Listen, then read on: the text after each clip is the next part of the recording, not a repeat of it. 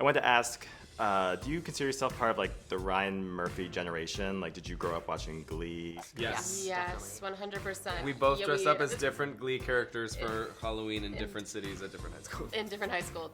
I was on Glee, so yeah, I don't know. So kind of watching it. Kind of. You are the Ryan Murphy generation? I am the Ryan Murphy. Yeah. The first thing that I ever saw that Ryan did was actually the film Running with Scissors, which is one of my favorite movies of all time. So good. And yeah, and then I watched Glee, and then I watched American Horror Story, and then it just kind of, yeah. Have you thought about how The Politician is going to impact younger LGBTQ viewers? I mean, Glee kind of set the stage and made so many incredible strides in introducing these types of characters and queer characters of all kinds. And now we get to create a show where the queer identity of multiple characters in the show is an assumed part of their identity and is an assumed part of the tapestry of the show and just colors the action as opposed to being the subject of the action. You're gonna change the world, Peyton. How do you know? Because I see you.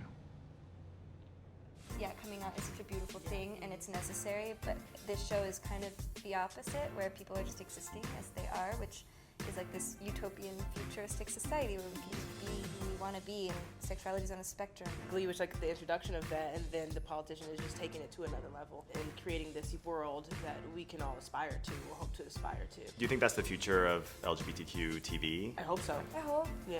I think it kind of sets a standard as well for other TV shows potentially to follow suit. Let's pump the brakes for a second, okay? Infinity said, but much. Right? That's like the weakest burn in history. Sorry, did you just wake up from a decade-long nap? Infinity screamed butt munch at a news anchor with highlights and a little saunter in a step, if you know what I mean. What I mean is that he's clearly gay, which means she was shaming of his homosexuality and made a bigoted assumption about his predilection for anilingus. It's unacceptable. Yeah, but is there a world in which that was a good thing? You know? I've been so conditioned to just like expect labels and expect tokenizing and expect all these things that there was a period in which I was like, what do I do? What do I do that there are no labels anymore? Like, I've gotten used to functioning this way, and now I have to like build myself up and just like totally be free. On a scale of like scared to terrified, how do you feel about going up against Judith and Bette Midler next season?